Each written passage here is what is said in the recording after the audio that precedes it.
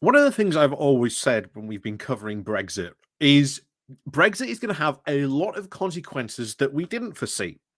Because Brexit itself, as I've often tried to describe people, was really like a jigsaw puzzle. And you could see the whole picture when we were in the EU, in the single market, customs union. You could see the whole picture. You knew exactly where we were, what we were getting out of it. You could see the full picture, essentially.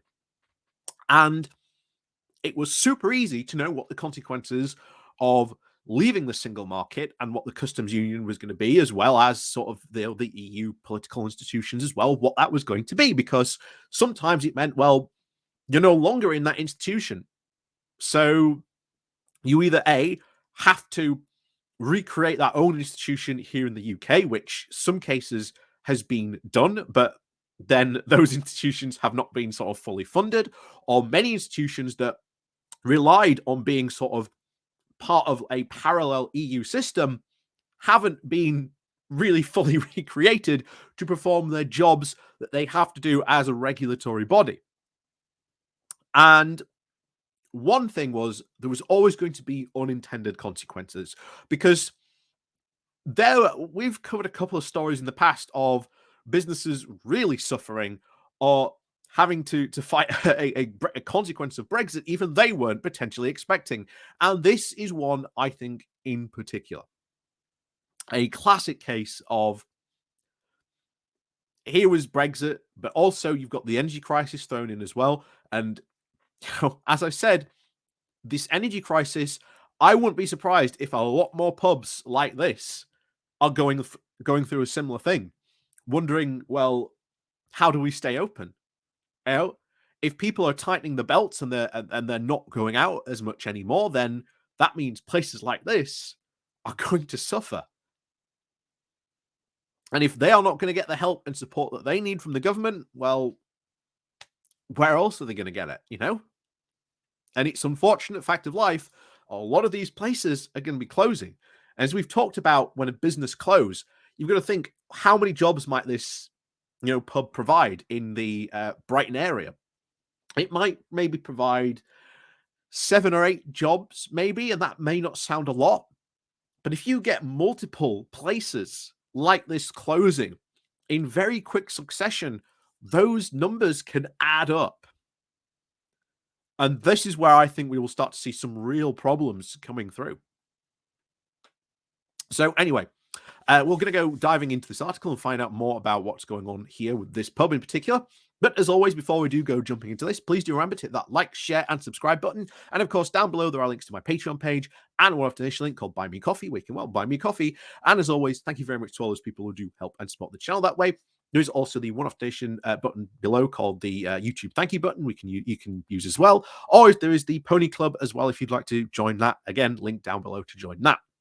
So on we go to the Argus, which is the local Brighton newspaper, I believe. So, Brighton beer dispensary closes due to energy costs and Brexit.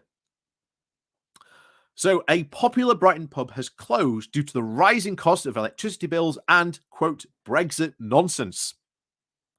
So, a Brighton beer distillery, the Brighton beer dispensary in Dean Street has made the announcement on Sunday that said it will be closed from Monday onwards.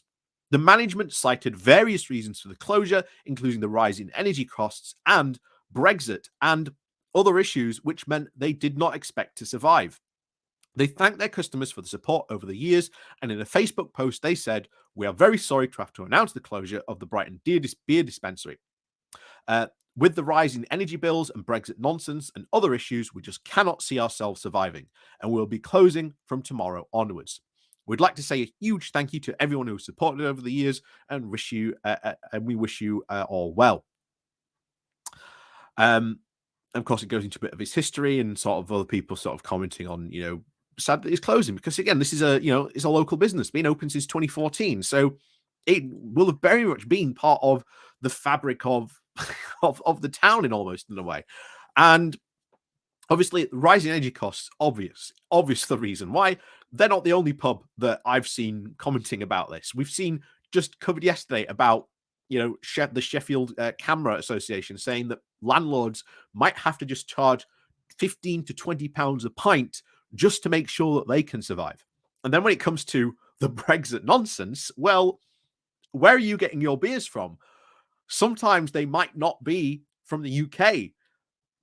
That means you're going to have to import stuff. And we've seen big places like Witherspoons be hugely, hugely trapped by this. And you've seen them drop things like Jägermeister, for example. That's a key thing that they dropped. And they tried to replace it with a quote British variant, but I'll tell you now, it wasn't very good, wasn't very nice at all. But again, part of their Brexit problem, so they will have been having massive supply issues. Wouldn't surprise me if maybe, again, I don't know, they might have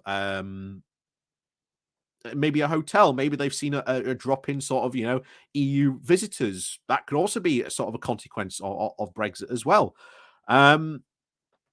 Lack of staff as well. They maybe a lot of their staff, maybe were part-time that worked during the summer to help cover the busy period. Maybe they can't get those extra numbers of that temporary staff that they used to now. So all this, as we've said, just adds up.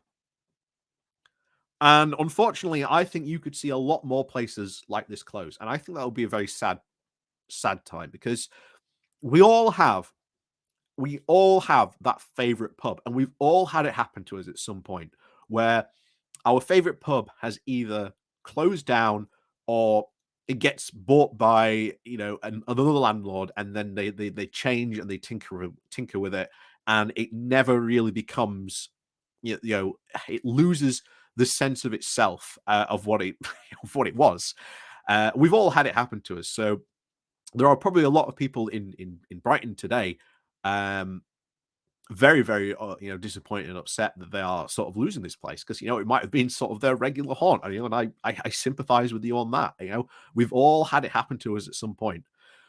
But yeah, not too surprising, of course. This is again two things that we've all often talked about. Brexit, and Brexit has made the country a lot more susceptible to shocks. Things like the energy crisis, again, shock, perfect storm. And we will see this for as long as we continue with this nonsense that Brexit was a good idea.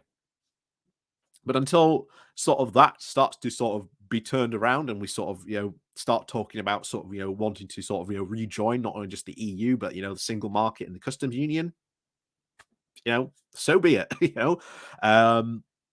But remember, this isn't on, anyone else. It's on the Brexiteers. They were the ones who campaigned for this. They were the one who pushed this forward. They're the ones who were saying that this is all going to be, sunshine, roses, and unicorns. The best days are yet to come. Doesn't look like it, guys. Doesn't look like it at all. And I think a lot of people are really starting to cotton on just to how bad a decision Brexit really was. So with that, as always, thank you very much for watching. And of course, we'll see you all next time.